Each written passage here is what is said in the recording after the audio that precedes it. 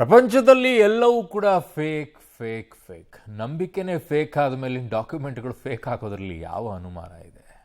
ಈಗಲೂ ಕೂಡ ಹಾಗೆ ನಡೀತಾ ಇದೆ, ನೋಡ್ತಾ ಇದ್ದೀರಾ. ಮಂಗಳೂರಿನಲ್ಲಿ ನೋಂದಣಿ ಗೋಲ್ಮಾಲ್ ಈಗ ಶುರುವಾಗಿರುವಂಥದ್ದು. ಕೋಟಿ ಬೆಲೆ ಕಾರಿಗೆ ಲಕ್ಷ ಕಾರಿನ ನೋಂದಣಿ ದಾಖಲೆಯನ್ನು ಕೊಟ್ಟಿದ್ದಾರೆ.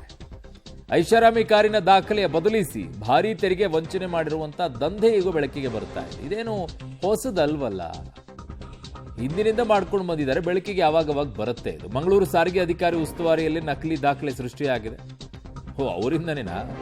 ಮರ್ಸಿಡೀಸ್ ಬೆಂಜ್ ಕಾರಿನ ನಕಲಿ ದಾಖಲೆಯನ್ನು ಸೃಷ್ಟಿಸಿ ತೆರಿಗೆಯನ್ನ ವಂಚನೆಯನ್ನ ಮಾಡಲಾಗಿದೆ. 2 ಕೋಟಿ ಬೆಲೆಯನ್ನ ಕಾರನ್ನ 50 ಲಕ್ಷ ಬೆಲೆಯ ಕಾರಿನ ಮಾಡೆಲ್ಗೆ ದಾಖಲೆಯನ್ನ ಬದಲಾವಣೆ ಮಾಡ್ಕೊಂಡ್ಬಿಟ್ಟಿದ್ದಾರೆ. ಅವರೆಷ್ಟು ಪಡ್ಕೊಂಡ್ರಂತೆ ಇಷ್ಟು ಉಳಿಸಕ್ಕೆ?